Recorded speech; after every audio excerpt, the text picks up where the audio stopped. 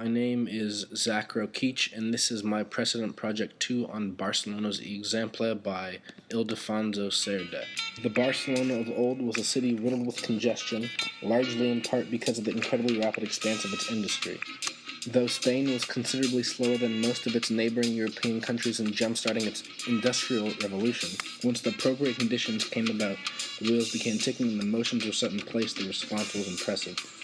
When in 1778 trade with the Americas began to truly take shape, and with a little help from imported Cuban cotton, Spain's textile industry prospered.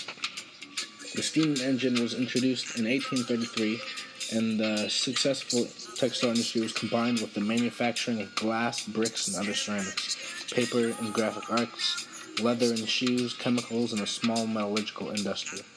The result was an incredible increase in Barcelona's urban population and the materialization of a rapidly spreading concern that Barcelona's current services and institutions were insufficiently satisfying its rapid growth. As the commissioner Albert Certosa of the Cerda exhibition has testified, this man, a civil engineer named Ildefonso Cerda, stood up in the hopes of rectifying the dirty mess Barcelona had become. And the scope of his theoretical and applied thinking, especially in solving Barcelona's problems, is so astonishing that it is all the more amazing that he should have remained in such obscurity.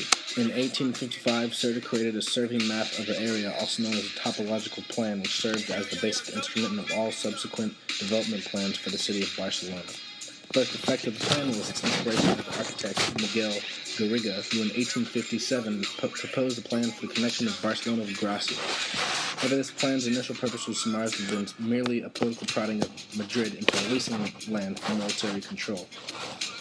Therefore, Garriga's was not deemed the most appropriate plan by Barcelona City Council, and once Madrid relented its military constraints in 1859, a competition was introduced as to whom could best interpret Cerda's plan and design the expansion. Antoni Rovira won the competition in 1856 to better analyze the distribution of space within the expansion and further facilitate the creation of a more dynamic plan. Cerda produced Barcelona's first modern social survey. In February of 1859, Madrid commissioned Cerda to manifest his proposal, and he created a map shown here. In his plan, Cerda ignored the pre-existing constraints of Barcelona's hierarchy and instead opted for a more egalitarian and democratic model without class differentiation. Cerda's social survey led him to divide the city into two sectors of 20 by 20 meter islands for each hospital, large park, etc. Although Cerda's plan was considered by the elites of his time to be an oversimplification, its intricacies were incredibly effective. Each of these sectors was to be subdivided into 4 districts of 10 by 10 islands for each market, and these districts further subdivided into 4 neighborhoods, each for schools, social centers, etc. What was proposed was in effect a garden city with public rather than private gardens. Truly, Cerda's plan signaled a shift in Barcelona's politics.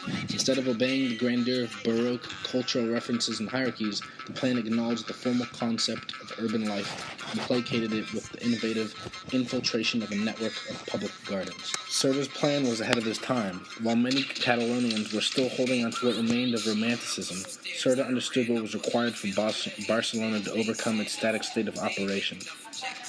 Many of Cerda's contemporaries doubted his theories, but this is often the case with works of genius. They are often not seen for their true beauty and dynamic qualities until many years later.